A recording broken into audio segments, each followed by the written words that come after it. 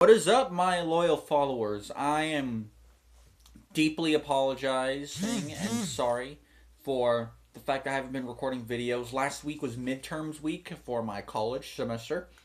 This week is spring break, and yeah, I should have gotten to this a few days earlier. I just want to give an overview of the great wrestling we saw last week. Now, I have several notes up here, as I usually do. So, just gonna get to a quick overview of what happened last week. We saw from all shows, Raw. I did not see SmackDown. I have not seen SmackDown in weeks. I plan on I'm on remedying that tonight, as of recording this video. We had out on Raw, TNA, Lucha Underground, and NXT this week. Again, I have not gotten Ring of Honor. I apologize. Although I do have an update on New Japan. Vince and Shane had a segment. I think it was was this last week's or this week? No, it was it was last week. Last week, Vince said to Shane that because of everything that Shane is putting them through, after WrestleMania he will disown Shane, which has a sense of irony as the company, the heir apparent to the throne, is not Shane McMahon, but is Triple H. Get to the matches. Mainly two matches, which was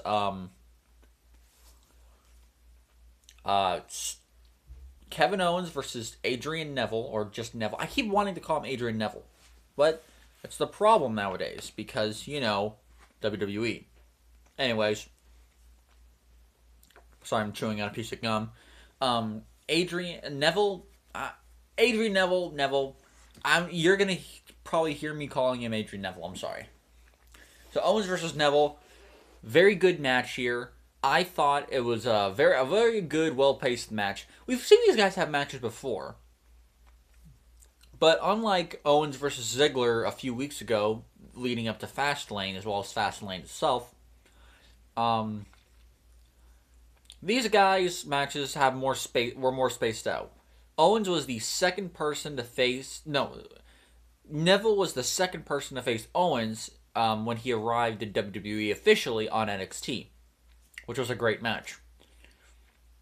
They again had another match after NXT Rival, NXT Takeover Rival in 2015, and then they had some matches late last year. One of them I remember specifically being for the NXT Championship match on Raw, which I thought was very good. Very good match. And another match. It was in the WWE title tournament leading up to Survivor Series. And Owens and Neville were in the quarterfinals. And even though Neville lost, he still had a very good showing. And even though it was a 10-minute match, and that's basically, because it's Raw, of course, 10 minutes, there you go. These guys have busted out quite a few good to great matches on these shows with just 10 minutes, which leads me to believe just give these guys 20 to 25 minutes and they will knock it out of the fucking park. Now, the other match I wanted to get to was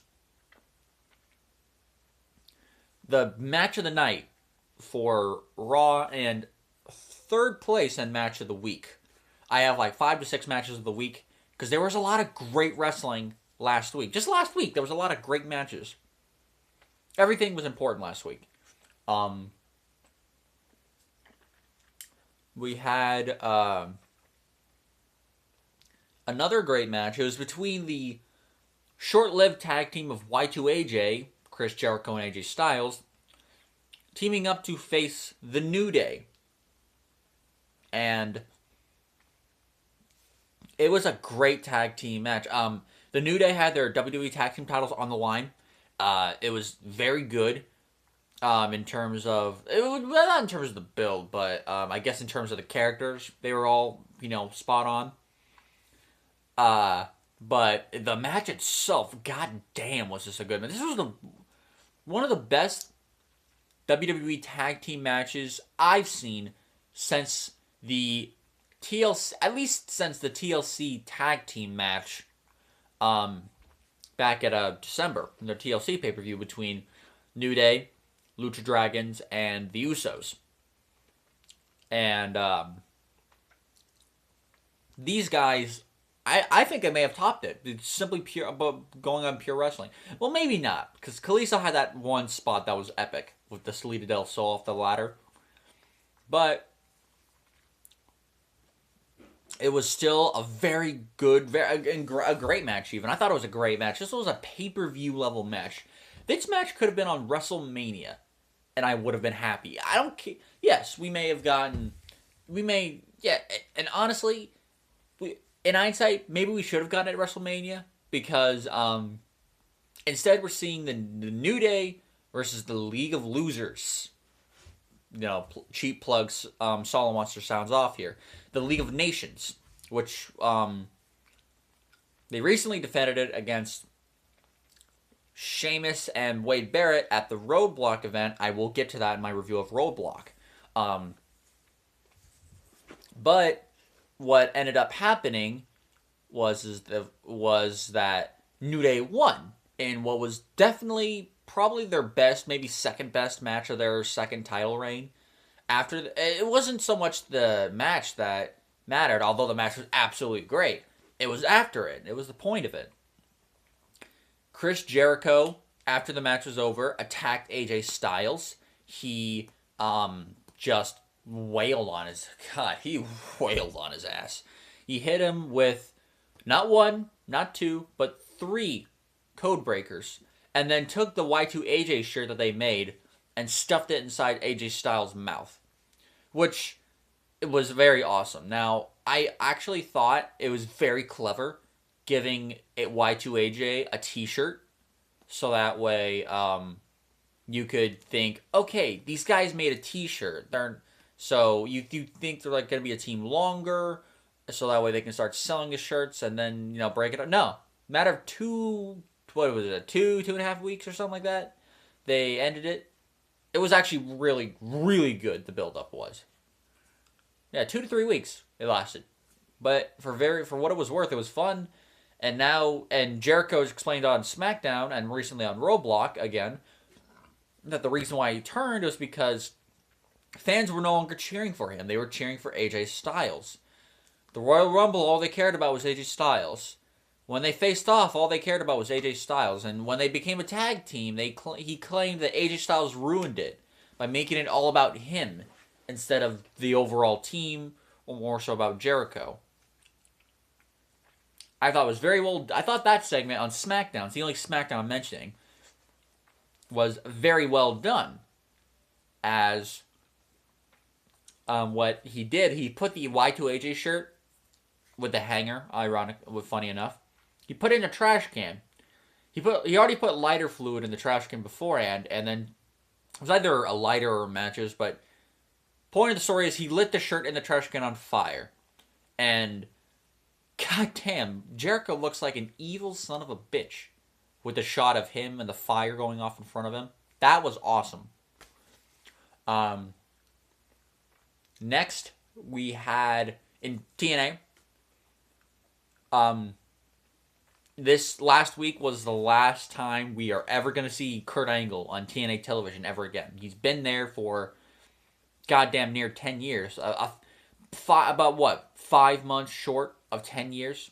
Going by the TV tapings. Not TV tapings, but the TV show when it was released.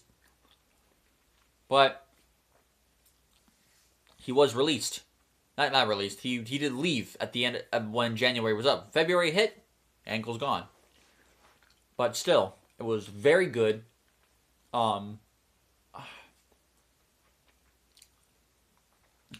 was just a lot of fun. It was a lot of fun almost to see Angle in his last show, but at the very time it was a lot of sadness because Angle did a lot of good for TNA. He, with Samoa Joe, helped make TNA's biggest buy rate for a pay-per-view ever. It was either Genesis 2006 or Lockdown 2008. I forget which one is which. I forget which one. I keep hearing Lockdown, though I'm pretty damn sure it's Genesis. We had great matches with Kurt Angle against the likes of Samoa Joe, AJ Styles, teaming with AJ against Bad Influence, Bobby Roode, Austin Aries, Bobby Lashley, Nigel McGuinness, who's Desmond Wolfe. Those two amazing matches at the end of 2009. Matt Morgan in their match. Abyss in several matches. Sting gave Sting some of his best matches since the Crow gimmick arose. God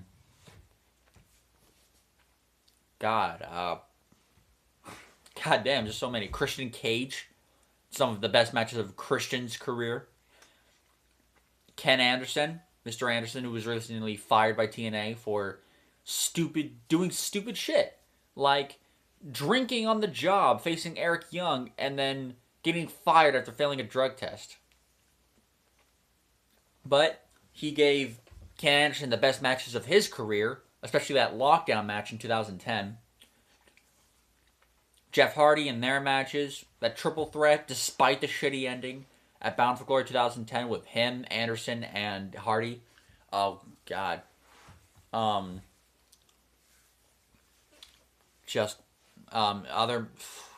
just so many. So many great matches. Jeff Jarrett, I almost forgot about him. Great matches with Jeff Jarrett. Gave Jeff Jarrett some of the best matches of his career. Seeing a pattern here? Yeah. Constant. Oh, fuck. It's just, it's sad. It's sad that we're going to see Angle gone. Now, some people, it might be a good thing considering Angle's age. He's 46. But it's still sad because he still does good. He's not nearly as great as he used to be back in the day. Even back in when he got TNA, his first 4 years of TNA were awesome. We're just constantly knocking ballpark after ballpark. But it's just a little sad that we're going to see him go. And even last year he had a slew of great matches, a slew of really good to great matches with I already mentioned Bobby Lashley, Eric Young, Austin Aries, EC3. He had a good match with Rockstar Spud in the short time they had in their match back in Destination X.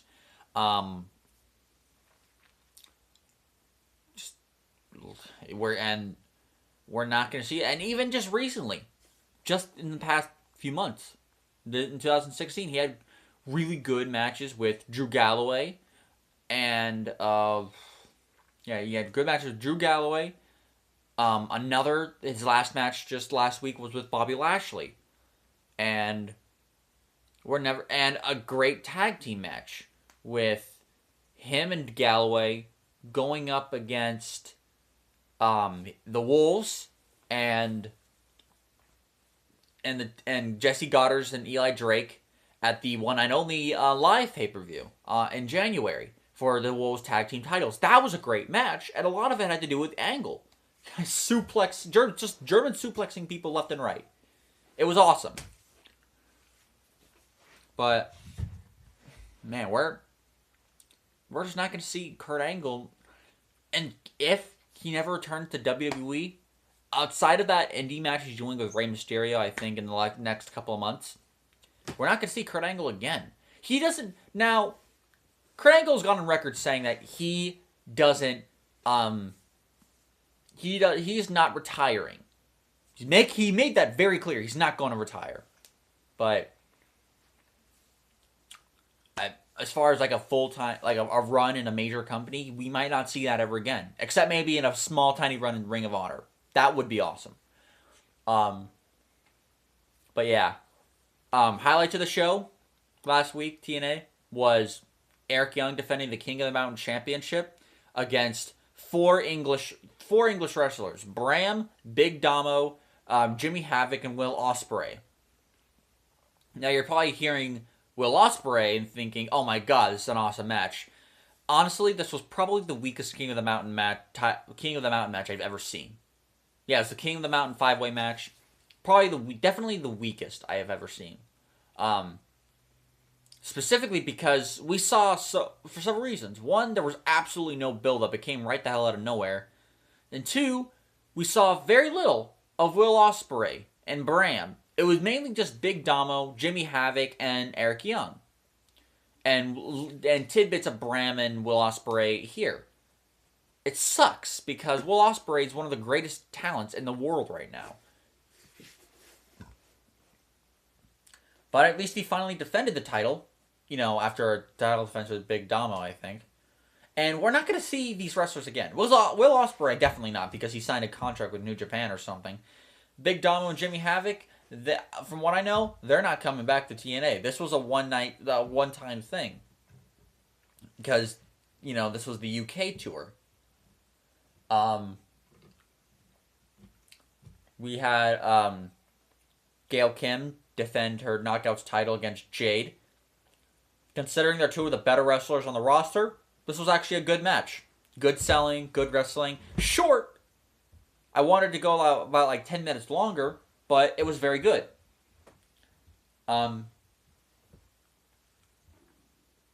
Beer Money in what was a fucking fantastic tag team title match defeated the Wolves for the tag team championships. It was the shit. This match was awesome. This was another great match. Again, if you haven't seen it, you need to watch it because it was a very great match. Now, sadly, in the last minute of the match, Davey Richards, in probably his last spot of the match, was going for some kind of it may have been a frog, not a leap frog, but maybe been like a crossbody or some kind of move from the top rope. But he ended up eating a code breaker from James Storm. Now, what happened here is Richards landed pretty damn hard on his left knee and tore I believe he tore his ACL on the mat. So he's going to be out for a while. However, I've actually read reports of his progress and healing up. He's actually doing pretty damn well. How the hell this guy's healing so fast, I have no goddamn clue. And in another very good match, Lashley beat Kurt Angle. Kurt Angle not putting over a young guy per se, but putting over, a new star. A star in Lashley. Because he beat Lashley twice last year, and then again in a triple threat match, which I think actually was Eric Young that ate the pin back then. It was just... And after that, of course, Lashley turned heel. It was... The one thing I didn't like about TNA Impact last week was that they turned Angle leaving into legit an angle to get Bobby Lashley over. Now, they've done that before. WWE's done that before. In order to get CM Punk over in Jeff Hardy's last night in the company, CM Punk attacked him. So they've done this shit before. WWE's done this, TNA's done this. I don't think Ring of Honor's done this. But it was just... Other than that, this was actually a very good show. A couple other matches or segments were alright, but those three things were the ones that were worth mentioning. As well as the opening segment where people were paying tribute to Kurt Angle. And I think throughout the night, they were showing Kurt Angle video packages of some of his greatest matches and moments. The match with Samoa Joe, back when TNA was awesome. The King of the Mountain match, again, back when TNA was definitely in a better place. And where the hell did those talent go?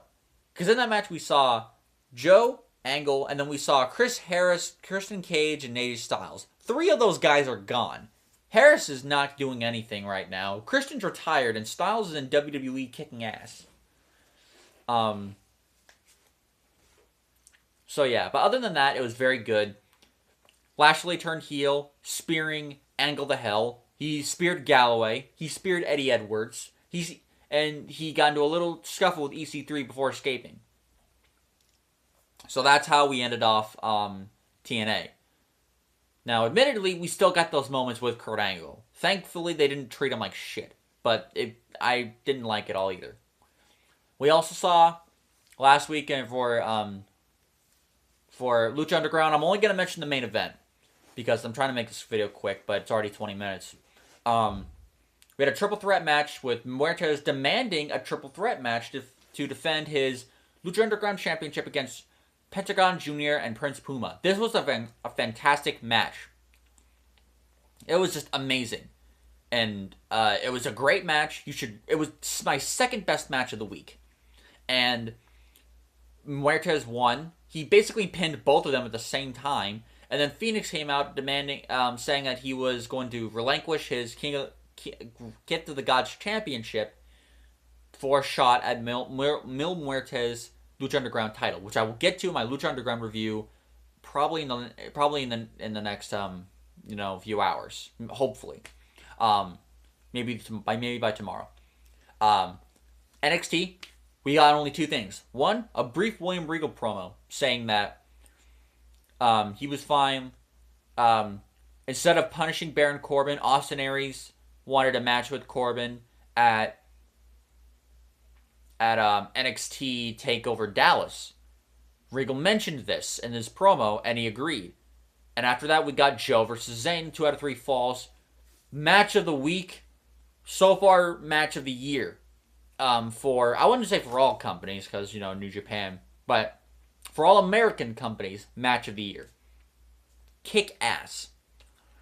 This match was awesome. It was slow. It built story. It had very good pacing. They teased certain moves. And Joe got the win. And Joe will be facing Finn Balor for the NXT Championship at TakeOver Dallas. A match I'm predicting that Joe wins. Because from what I hear, Finn Balor is going to be on the main roster soon. Probably the night after WrestleMania. So yeah, that was it last week. My top matches of the week last week I'll go 6. Number 6, Owens versus Neville. Number 5, God, there was a lot of great wrestling last week. It's hard for me to choose, guys. Really hard. Number 5, gotta go with Beer Money versus Wolves. Number 4, New Day versus AJ Styles and Kevin Owens. Not Kevin Owens, idiot. Chris Jericho. 3,